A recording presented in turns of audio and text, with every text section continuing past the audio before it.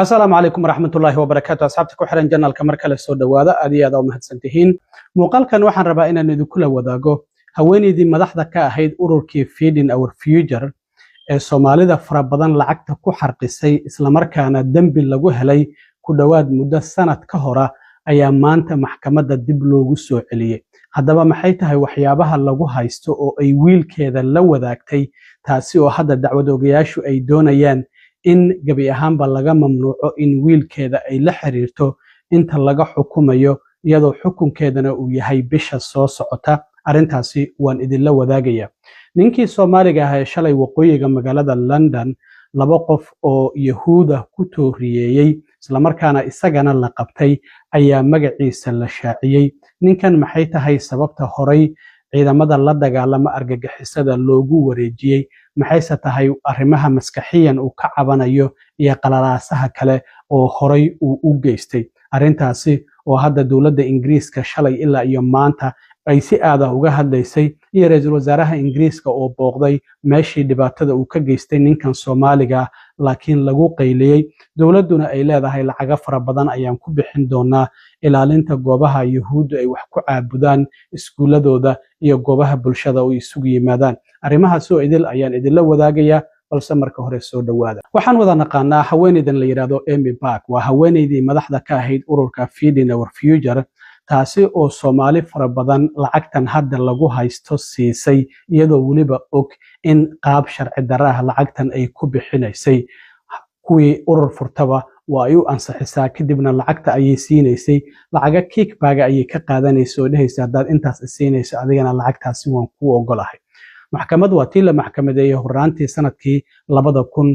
2025 lix toddobaad maxkamad socotay ayaa 19 bishii Maaj ee saddexaad ee sanadkii 2025 ayaa iyada iyo Salim Saciid oo isaguna milkiilayaasha maqaayada Safari kamid ahaa waxaa lagu helay dhamaanba dambiyadii lagu soo eeday iyada 7 dambi ayaa lagu helay Salim Saciidna waxaa lagu helay 21 dambi marka hadda sanad ka badan ay xabsi ku jiraan oo xukun sugayaal ay yihiin haddaba maxay tahay marka sababta maanta maxkamadda dib loogu soo celinayo Amy Park dacwadoogayaasha ayaa waxay sheegeen in dokumentiyo sir ah oo maxkamaddu aysan u baahnayn in la faafiyo in email fake ah inta ay samaysatay in wiilkeeda ay la wadaagtay kadibna ay ka dalbatay in xubnaha baarlamaanka ee gobolka Minnesota iyo warbaahintaba uu la wadaago arintaasina waxa ay ku doonaysay in ay iska yareyso eedeymaha iyada loo soo jeedinayo si xukun yar loogu xukumo marka arintaasi dacwadoogayaashu waa ay ogaadeen waxayna yiraahdeen Amy Park iyadoo og ayaa xadgudub amradii maxkamadda ay ku xadgudubtay dokumentiyo sir ah oo loo baahnayn in dad kale la wadaago ayayna wiilkeeda ay la wadaagtay marka waxa hadda dacwadoogayaashu ay dalbanayaan in Amy Park laga mamnuuco ilaa iyo xukunkeeda uu dhacayo oo la filayo 22 bisha shanaad ee May ee soo socota in la xukumo in wax dokumentiyo aan access loo siinin inay heli karto isla markaana laga mamnuuco in wiilkeeda ay wax xiriira ay la sameyn karto marka ilaa iyo ku dhawaad muddo sanad ka badan ayaa hadda xabsiga Sherborne County Jailka ay ku jirtaa waxaana ay kamid ahayd 79 qof oo kiiska Feeding Our Future dacwada lagu soo ogay 65 kamid ah waxay isugu jiraan kuwa dambigooda qirtay iyo sidoo kalena kuwa dambi lagu helay marka sababtaasi ayaa waxay tahay sababta hadda maxkamadda maanta dib loogu soo celinayo Amy Park isla markaana xadgudubkaasi amradii maxkamadda ayay ku xadgudubtay waxaana la doonayaa in hadda laga mamnuuco in dokumentiyo ay hesho ilaa iyo xukunkeeda uu ka dhacayo bisha soo socota iyo sidoo kalena in ay wiilkeeda laga mamnuuco inay wax xiriira ay la samayso sidoo kale dacwadoogayaashu waxay leeyihiin arintan ay samaysay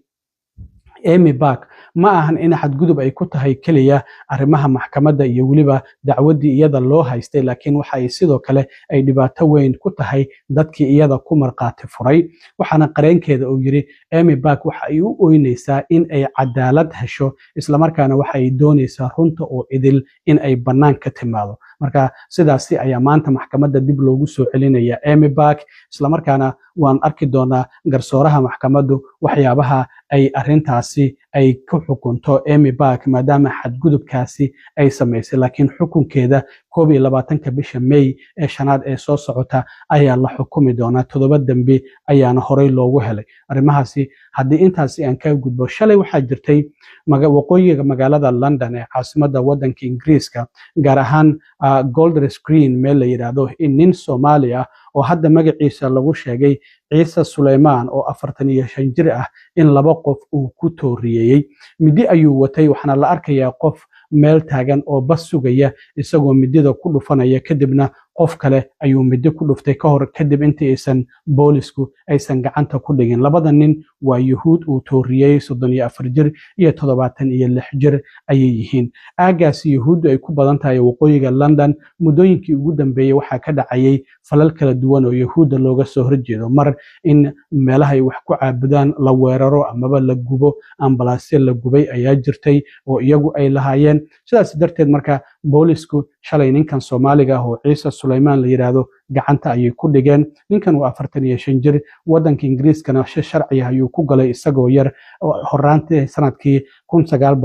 1990kii waxaana sidoo kalena ninkan uu yahay nin horay dambiye kala duwan u geystay sanadkii 2008 nin boolis iyo eygiisa oo wada socda oo la yiraahdo Neil Simpson ayuu midi ku weeraray askariga ayuu dhaawacay muddo 5 bilood ayaana askariga shaqadiisa uusan imaanin waxaa jirtay sanadkii 2020ka waaxda dowladda Ingiriiska u qaabilsan la dagaalanka argagixisada in ninkan kiiskiisa loo wareejiyay kadib markii looga shakiyay falal argagixisinimo hadda wararkii uu shalay geystay booliska Ingiriiska waxay ku tilmaameen inuu yahay fal argagixiso ra'iisul wasaaraha Ingiriiska Keir Starmerna aad ayuu arintaasi u cambaareeyay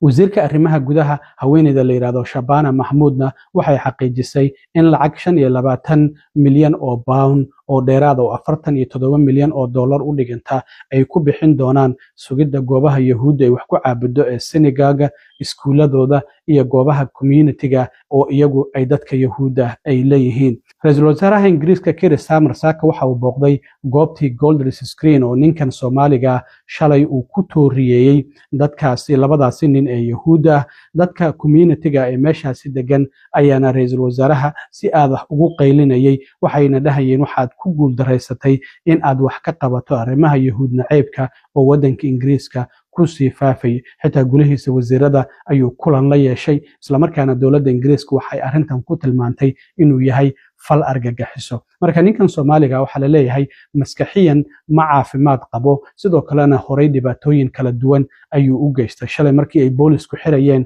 isagana dhaawacay ayaa soo gaaray booliska Ingiriiska waxaan ognahay ma hubaysna intooda badan soo qalabkan wax lagu suuxiyay taserka la yiraahdo ay markii hore ninkan ay ku dhufteen markaas kadibna waa ay qabteen sida sawiradan aad ka aragtaan oo waa la xiray marka dhaawacyo fudud ayaa soo gaaray haddana xabsi ayuu ku jiraa marka ninkan magaciisa waxaa lagu sheegay Ciise Suleymaan oo 45 jir ah horaantii sanadkii 1990 soo galay Ingiriiska isla markaana muwaadin Ingiriis ah laakiin Soomaaliya ayuu ku dhashay marka arintaasina waa waxyaabihii ugu dambeeyay ninkaasi Soomaaliga ee shalay labada nin ee Yuhuudda midida ku dhaawacay waddanka Ingiriiska gaar ahaan waqooyiga magaalada London goobta lagu magacaabo Golders Green aad iyo aad u mahadsantiin nabadgelyo